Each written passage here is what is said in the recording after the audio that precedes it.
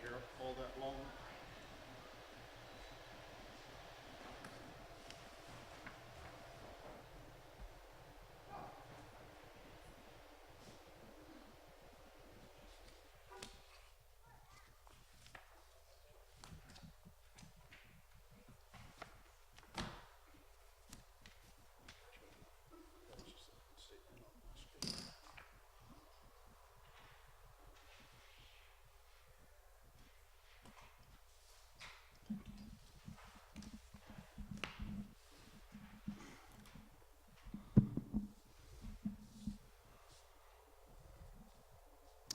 Hey, good morning, everyone. It's a regular BoCC meeting for July 22nd, 2020. Before we call the roll, I'd like to invite Dallas Schroeder up to provide an invocation and lead us in the pledge.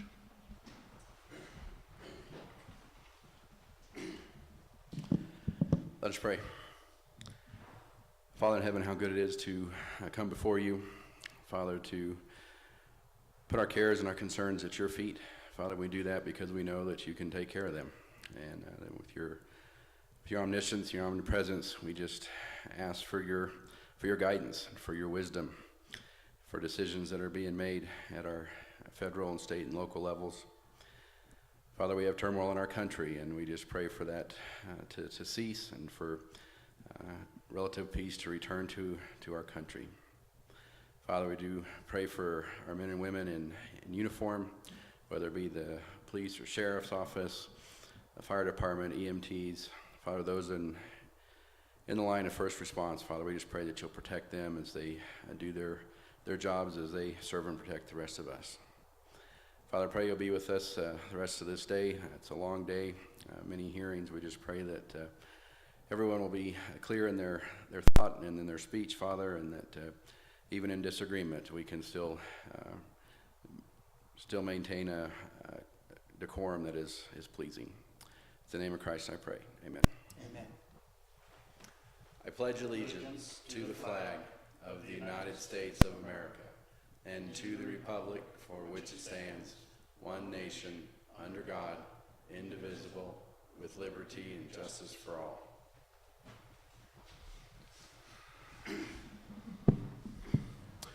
Thank you, Dallas. I have a thumbs up that we are streaming, so I'd also like to say hello to anybody that's watching online. Amanda, it's 9:02. Could you call the roll, please?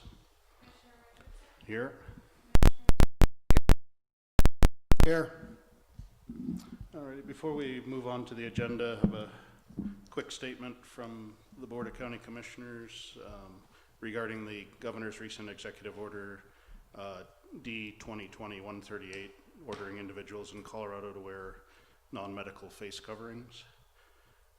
This was released earlier on social media, but the Governor's order pertains to all indoor spaces with the exception of a person's residence, including a room or motel or hotel or a residential room for students at an educational facility. The Elbert County Board of County Commissioners continues to urge personal responsibility. The indoor mandatory mask order is intended to enhance public safety, but recognizes multiple valid exemptions. Today we confirm our statement issued on March 25th, which reads in part, "We believe that with the right information and advice, citizens will make good decisions for themselves. We trust you to continue doing what is right for yourselves, your families, and your neighbors. Please use your best judgment regarding the use of face coverings and be respectful of the personal choice made by other individuals, which may be based on medical or other conditions, and the businesses that require them. If you have symptoms of COVID-19 or believe that you have been in close contact with someone who is ill, we urge you to be tested and to isolate yourself until you have the results. Individuals or businesses that have concerns or questions regarding the Governor's order should review the documents that have been released and or contact our County Public Health Department. The statement itself has links to the executive order, a statement from the Governor regarding the order, and a frequently asked questions piece that has been published by CDPHE, and it's also available on our county social media and website. As noted, there are several exceptions in that one. Exercising here was public statements that are being broadcast. So With that, unless there's any comments on No. that? No. Okay. I would accept a motion to approve the agenda. Mr. Chairman, I move that we approve the agenda as presented. I'll second. I have a motion and a second to approve the agenda as presented. All in favor, please say aye. Aye. Aye. Motion carries. First item we've got is consent agenda. I'll make a motion, we approve the consent agenda as presented. Second. A motion and a second to approve consent. All in favor, please say aye. Aye. Aye. Motion carries. Moving next, elected officials, department head, staff reports. Dallas, do you have anything? No? Okay. Sam, anything from staff? I do. I have an update. Sam Walbrecht, County Manager, update on COVID-19, and we continue to be in a state of declared emergency for the county. That it was started in March, and we are going to continue that as we continue to battle this disease. One of the things that the emergency response team meets daily and looks at the current case count and the number of cases that are coming in, as well as our hospitalization rate and contact tracing reports, and start to really try to manage this disease even to finer level of detail every single week than we have in the past. As you know, the county has submitted variances to the state that have been approved. One of the conditions of those variances is that we do track our case count, and when we hit a certain point, which is 7 new cases in 14 days, we need to provide a mitigation plan to the state, and we are in the process. We have hit that trigger. We are in the process of developing that mitigation plan based on the most current conditions and the additional information that we have. Part of that is mitigation is to try to take a look at across the board services that we offer as county, as one of the larger employers in the county. At this point in time, we've put up additional signs to make the public and the staff aware of the situation.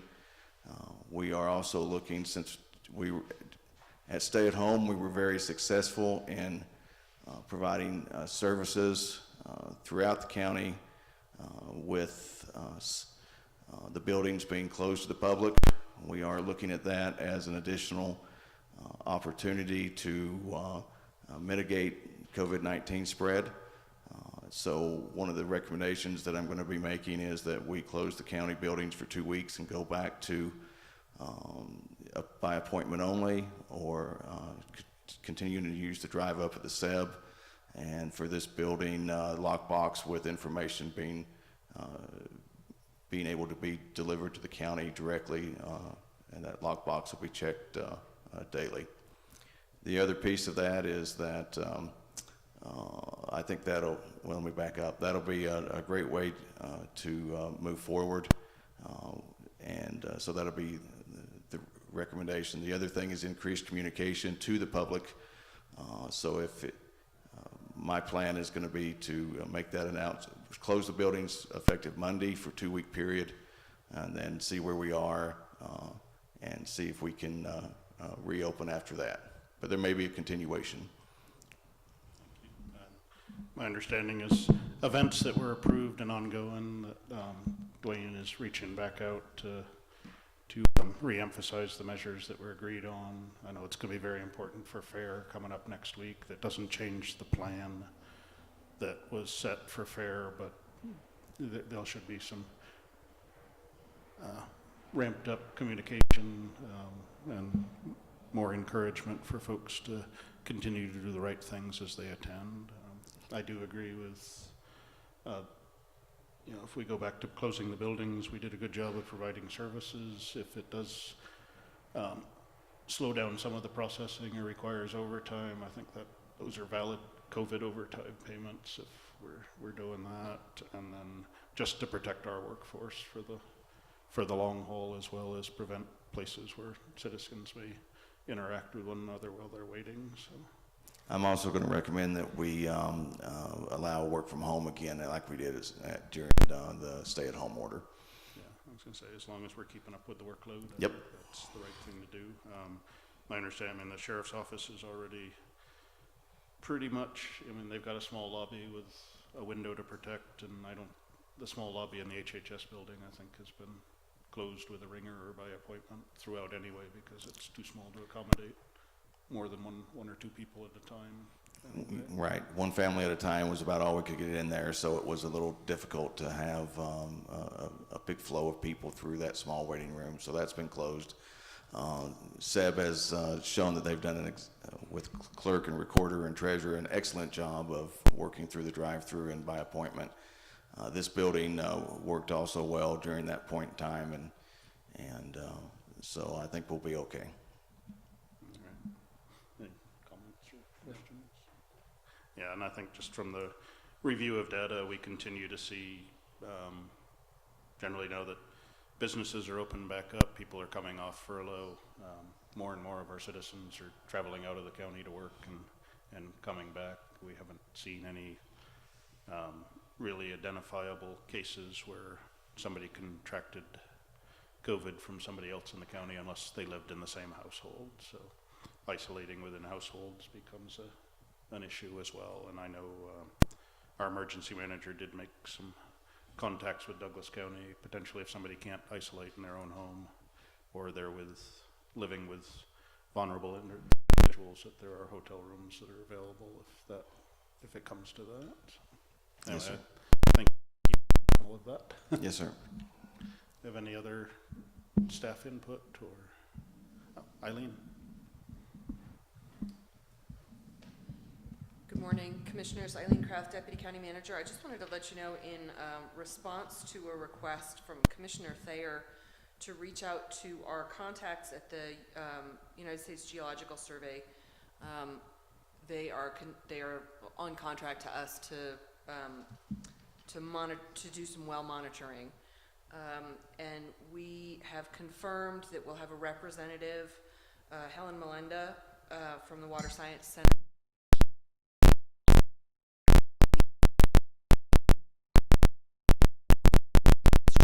on being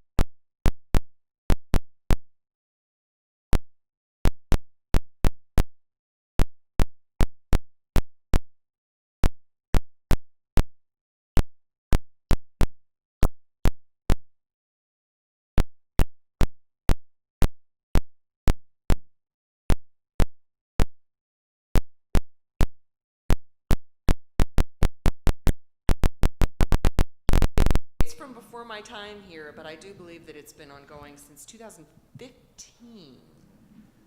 Is that correct, Sam? Sure. Yes, it has been ongoing for some time, and you received an update in June of last year relating to that project, but it is continuing to be ongoing. And Commissioners, the other piece of that is we do need to take a look at that contract. We might be in the last year of that 3-year cycle of that contract, and we certainly want to renew that and get that into the budget for next year too. Yeah, I think it's important to maintain that just as we continue to refine our rules for use of water in subdivisions. So, anything? Okay. Thank you, Eileen. Thanks. All right. Any other staff comments? Seeing none. Next item we have is citizen public comment. I do have a citizen in the room.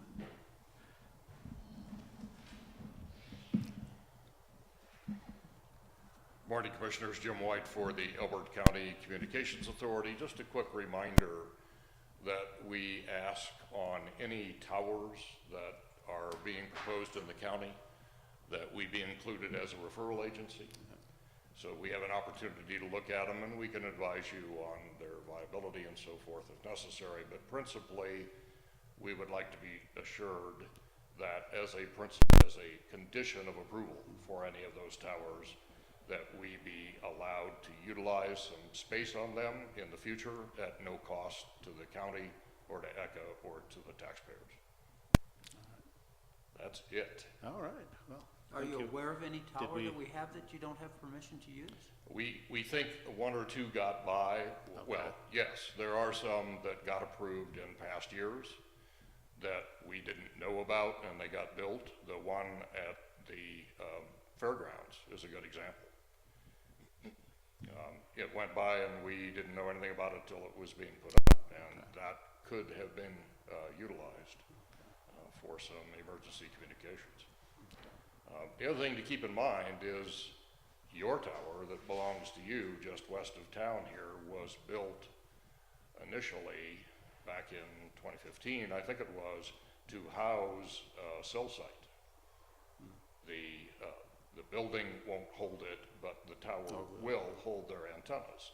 So anybody that comes along and wants to add another tower somewhere around town here for cell service, you ought to be sticking them on that tower and having them pay you. Okay. Okay, All right. that's all I have. Thank you. Okay, thank you, Jim. Amanda, did we have anybody that sent any email comment or wanted a phone call? I didn't see any. Okay, alrighty, so with that, I'll close public comment and we'll move to discussion items. CARES Act funding expenditure plan. That's you, Sam. Commissioners, just to kind of give you an update on where we are with the CARES Act funding. I've talked to DOLA, who is the agency responsible for managing that money down to all the counties and the towns. We successfully executed the IGA, intergovernmental agreement, cooperative agreement with all three of the towns on a distribution plan for that funding. Every town council approved it. Every town council and town attorney signed off on that, as well as our own BoCC and our own county attorney. We have submitted that to the state. Elizabeth and Simla have also successfully submitted, and I believe Kiowa is in the process of submitting that. I talked to DOLA yesterday. They were going to reach out to Kiowa and make sure that they got that piece done. We are 99% there with the state to start getting our reimbursement dollars, as well as our project money between now and 12/30. Remember, the conditions of that money is that it can't be for anything that was currently in the budget, as well as all projects started have to be completed by 12/30.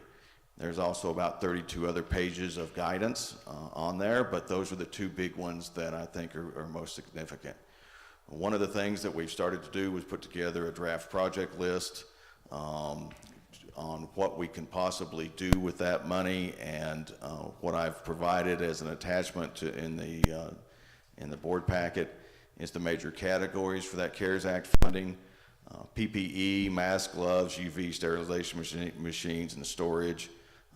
Preliminary estimates are about $37,000.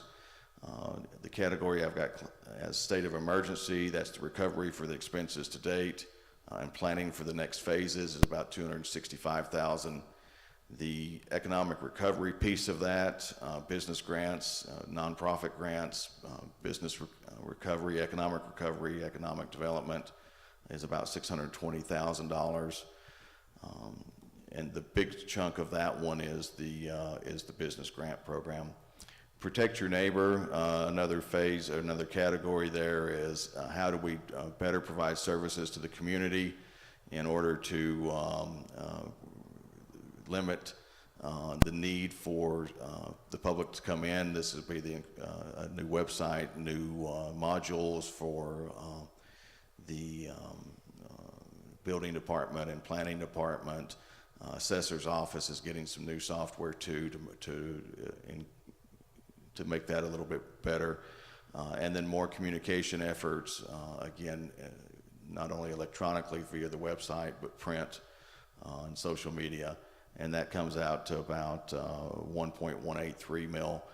The administration piece of that, additional health staffing, health department staffing, audit compliance and accounting is about 277,000. That's a big piece. As you know, this will be our single biggest federal source of funds coming into the county. It will trigger a single item audit, which means that we have to have all our ducks in a perfect row.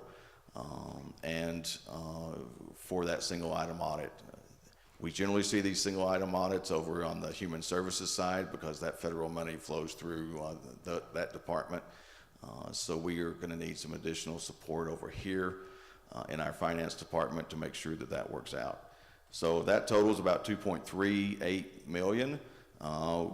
That has a little bit of, and this is just the first round of initial estimates. As we streamline our estimates and get hard estimates from contractors and vendors, we expect to revise that number. That number is currently over what our allocation is, which is 2.293. That includes all the towns and counties. So not everything on this list will be able to get funded, but there are some contingency in there, and there's also, if we don't get all these projects funded, then we have some backup projects to try to slip in at the end of the year to get done. So that's the overall look at the CARES Act funding. I should have a more detailed project list available very soon, and I'd be happy to answer any questions you guys have. Well, I know ECA is asking for some money. Did we want an explanation from Jim while he's here? That would be perfect. Jim, do you want to talk about your project a little bit? Just to put you on the spot. I just happen to have a set of notes here. Good morning again, Jim White for the Elbert County Communications Authority. What we're asking for is $50,000 to help us fund reliability improvements at our silo communications tower at the Elizabeth Silo. As you know, we built that almost 3 years ago as the communications hub for emergency response in the county. It is the site through which all of our emergency response agencies are dispatched, and it also houses a node on the statewide digital trunk radio system that they use to talk to each other and to dispatch. What we have found is our objective that we shoot for with our entire network of 5 nines reliability, 99.999% uptime, which is about 5 minutes a year. We're not able to meet that because we have only one connection path into that site from the west, from Douglas County. So we've actually had over 5 hours of outage time there in the past 8 months. Clearly, we're not 5 minutes a year.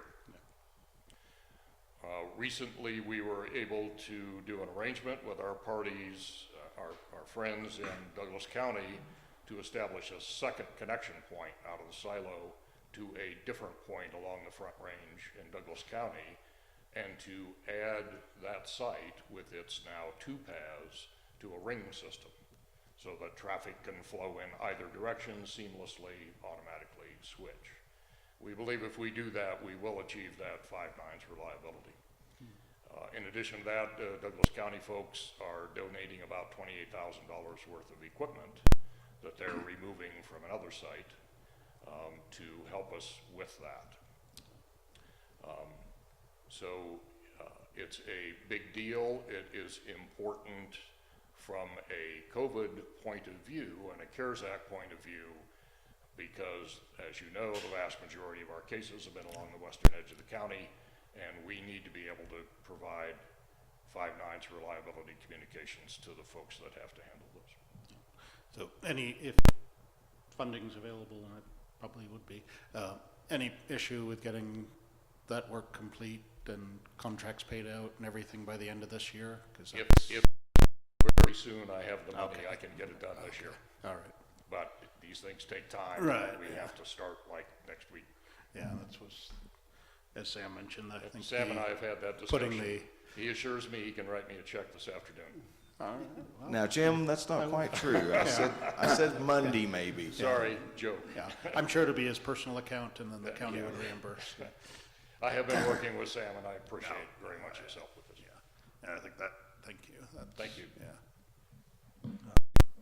And I think, as you had mentioned, providing a list with, that prioritize that exceeds, the funding amount makes a lot of sense, because we're gonna run into some problems where everybody's trying to spend CARES Act money by the end of December, and if we're all stacking up and looking for the same contracted support to do something, I know there's just gonna be some that we just can't reasonably do by the end of December. And this number doesn't, I think there was an additional 400,000 or so that went through directly to public health. That's a 30-month monies that we can use as well. Absolutely. So there's additional CARES Act money that came through CDPHE to the counties for direct to the public health departments that has a different timeline on it. It's still CARES Act money at the end of the day, so we have to make sure that we still can meet those same audit requirements. And then, there were a couple other little pots of money that came through as far as there was a nonprofit grant, and then there was also another 30 or 40,000 that came to public health early in the crisis.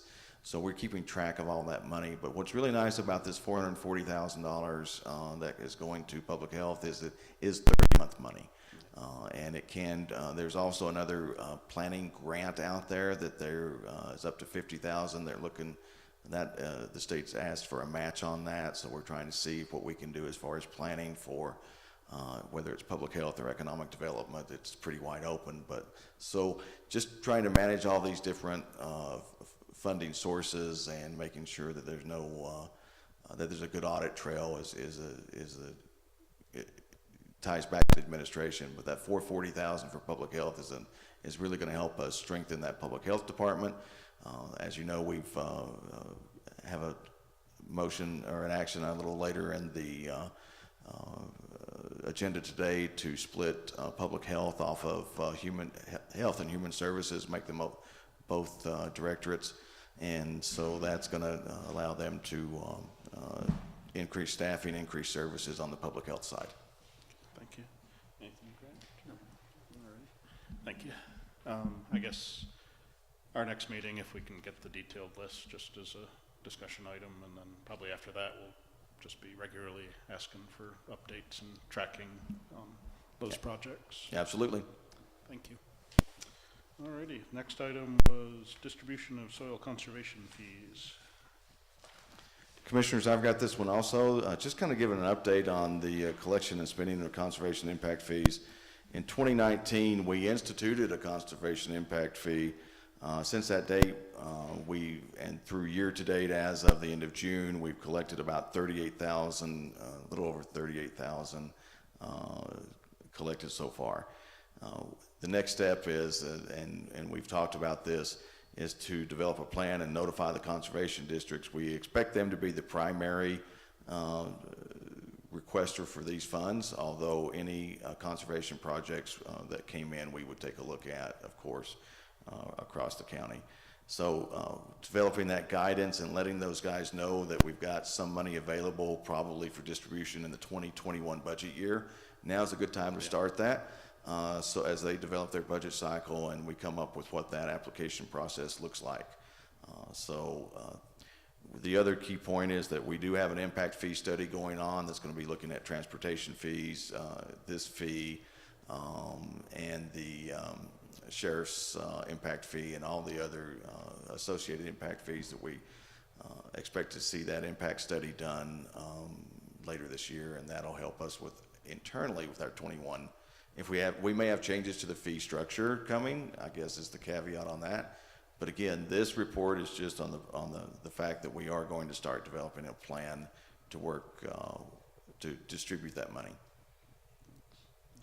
Just a question, what are there 3 conservation groups here in the county? Okay, so here we go. I know that there is, I think there was, I don't know. I'm drawing a blank, a mental blank. There are 3. Kiowa, yeah. There's Kiowa, double L, I think, and maybe Agate. Yeah, there's one up in that agate area, so they each cover a portion of the county. And, you know, those conservation districts do some important work with flood control and and some of those, we know that, for example, in the Kiowa district, that the dams have been neglected for a long time and probably need a little work, and so it's a good opportunity to work with those conservation districts. Yeah, no, I'd agree. I mean, I think there's 42 dams that Kiowa Conservation District is responsible for, but has no funding for, so they get to repair them after floods versus preparing them ahead of time to mitigate. So, I mean, having lost half of Albert in 1935 and other flooding in 65, and we have a whole lot more homes now in the county than we did before. You know, it really becomes a public safety issue for us to support the conservation districts certainly in the flood control piece of what they do. So thank you for taking that on. And I think as you're right, the timing is right. So as we roll into September, October, they ought to have a firm process and potential numbers that they can start working with to fund projects. I would hope in late August, early September, I bring a plan forward on how we're going to do that. Okay. Thanks. Anything else? Alrighty. The final discussion item we had was just ballot measure timelines and potential state ballot measures we're going to see. So, Dallas?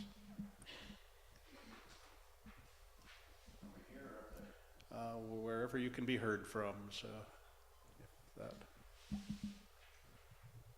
Assuming this one works? I hear you. Okay, I'll start off with the state level, what the state is doing for ballot measures. Initiatives, these will all be on everybody's ballot across the state.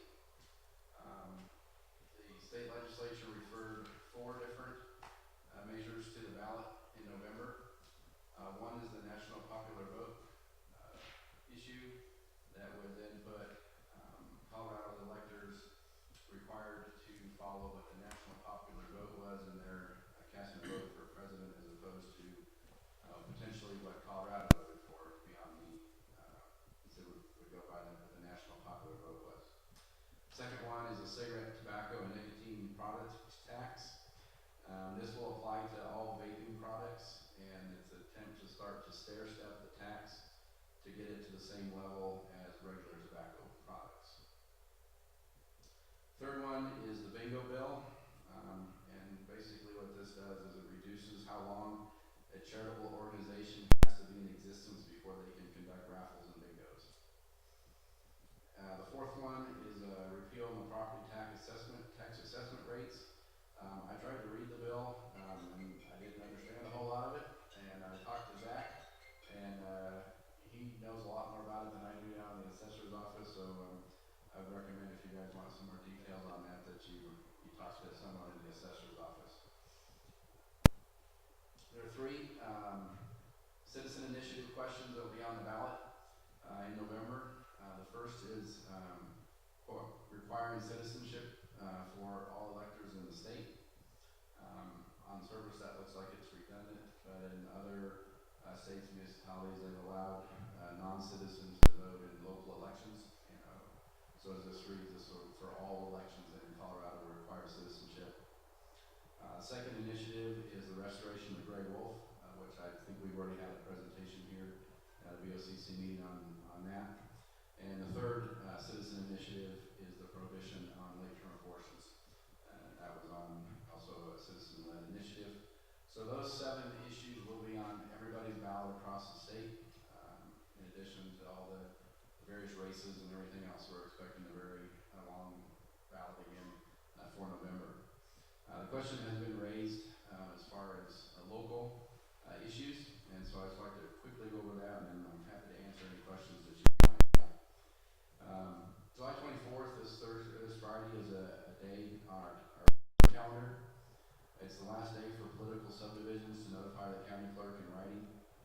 has taken formal action to participate in the 2020 election, and this is 100 days out from the election.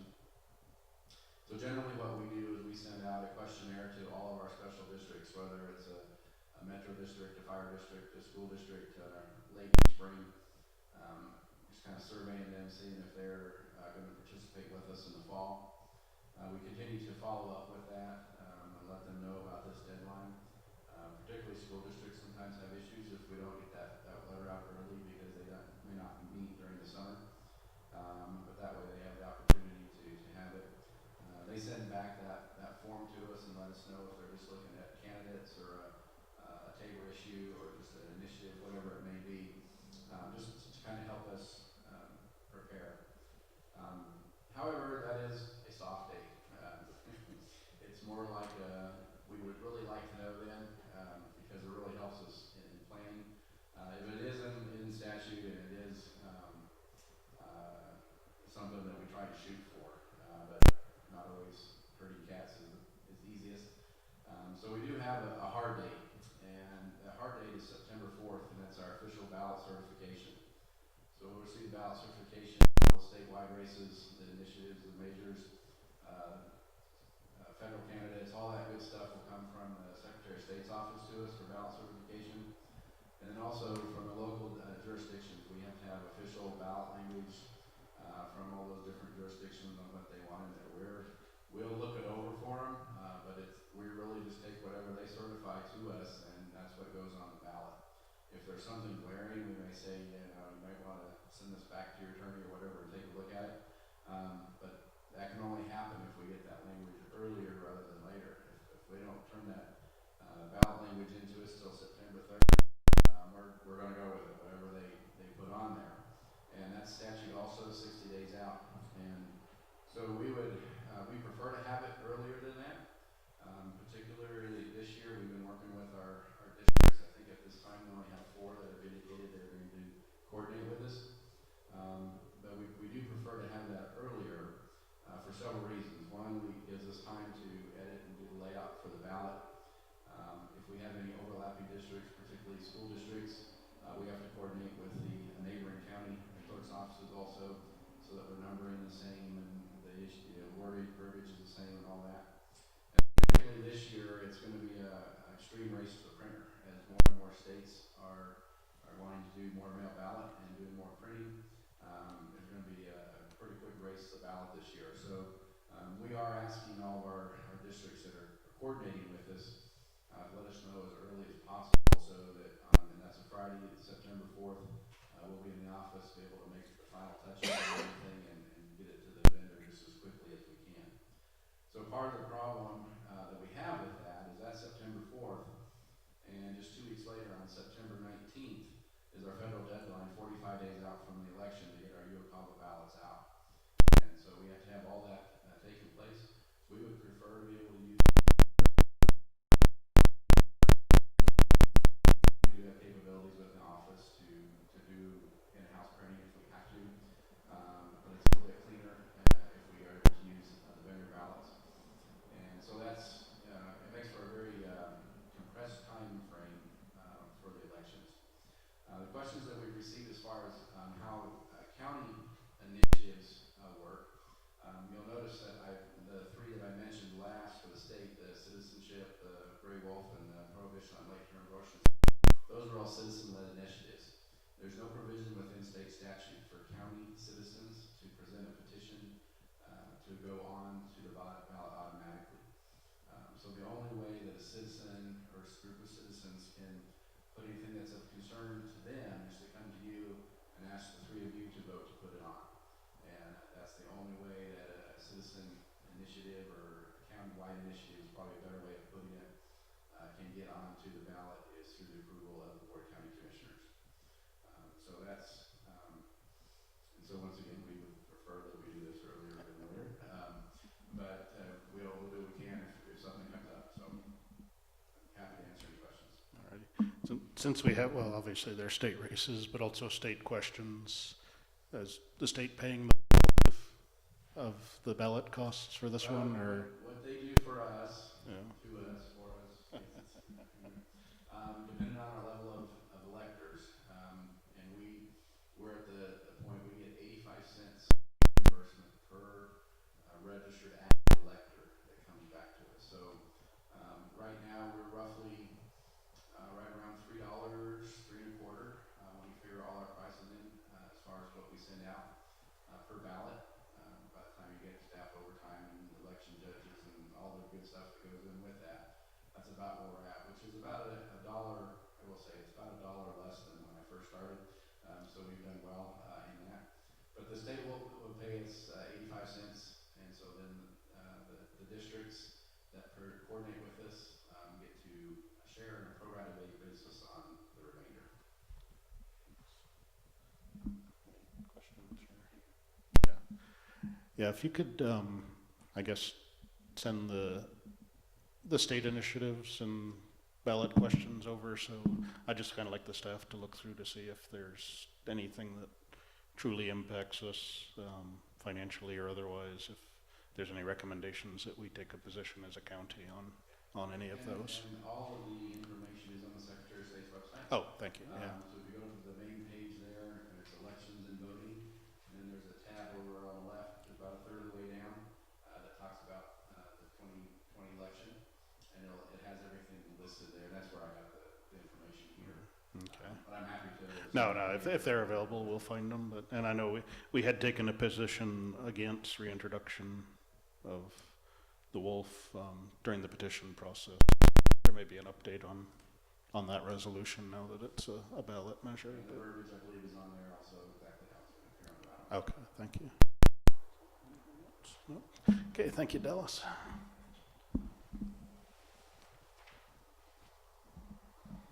Alrighty, with that, we'd move to action items. The first is our minutes from the July 8th meeting. I'd accept a motion to accept these. Mr. Chairman, I move that we approve the July 8th, 2020 minutes as written and dispense with the reading of those minutes. I'll second. I have a motion and a second to adopt the July 8th minutes and dispense with reading. All in favor, please say aye. Aye. Aye, motion carries. Alrighty. Next we have the resolution to reorganize the Department of Health. We had this up for discussion at our last meeting. Do we have anything we want to add since that point? I do, Commissioners. All right. So we have been working in discussions with Dr. Duvall to be the Chief Medical Officer or the Medical Officer of Record for the Board of Health, and he has agreed to do that. We've still got some paperwork to get back and forth between the two of us, but I would say that we could go ahead and plug him into that resolution. No, that is good news. Certainly in this time. Dr. John Duvall's a resident of the county. He's been here in the past. He was actually the winner of our adult portion of our photo contest. Not that he was taking adult photos. It was that came out awkwardly. Sorry. But during this period of where we're looking at COVID, his undergrad work I think was in microbiology and virology. He's been a resident I think for over 20 years. Has an active practice outside the county, so I think he'll be a good addition. The resolution itself, as we discussed last time, splits the Public Health Department out from under Health and Human Services, so we'll have a Director of Human Services, a Director of Public Health, and brings that a little bit higher in our organization, so I think that puts in a better place in terms of priorities of work and funding. So. Absolutely, Commissioner. The effective date of 7/1 is important also, just because it ties with the state fiscal year, and it makes a good time.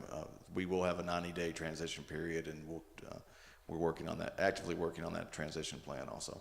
It should be fairly simple. They've always had their own department lines in the budget, so that's already done. The other thing is just, the other pieces are more administrative, change of reporting structure, that type of thing. Okay, thank you. Just one comment. The person that will be the Director of Public Health has been an enormous asset through the COVID virus period. And we assume that these kind of issues will continue in the future, at least in the foreseeable future. So I'm really pleased that we've got this position established. Yeah, it'd been talked about for quite a while, splitting the two of them up and things like that, but, you know, I think now with the RFP out for a public health nurse and things like that, that hopefully we can provide some additional services to the citizens of the county. Thanks. I think at this point be appropriate, I'd accept a motion to adopt resolution 20- to be determined for the organizational appointment for Health and Human Services for 2020. I'll make a motion that we adopt resolution 20- to be determined for the organizational appointment for Health and Human Services for 2020. Commissioners, it's a point of clarification, just that as amended, include Dr. Duvall as the medical, Yes. because the draft in the does not have his name in it. Okay. Okay, and I'll amend that to include Dr. Duvall. Second. Okay, a motion and a second to adopt resolution 20-2 to be determined, organizational appointment for Health and Human Services for 2020. All in favor, please say aye. Aye. Aye. Motion carries. Alrighty. Now, board planning.